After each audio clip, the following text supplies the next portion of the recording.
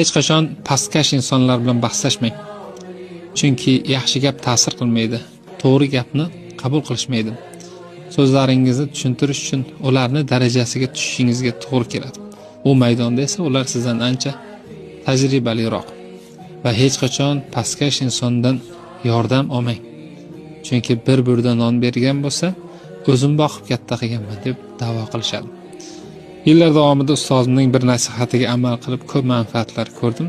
Shu bilan bo'lishmoqchiman. Muhammad Ali: hech qachon past ketmang. Arzimas narsalarni deb odamlar bilan tortishmang. Siz birovni ko'nglini og'ritib, haq-nohaq bo'lsangiz ega chiqqan shu arzimas matohangiz bilan hech qachon buyuk ishlarni qila olmaysiz.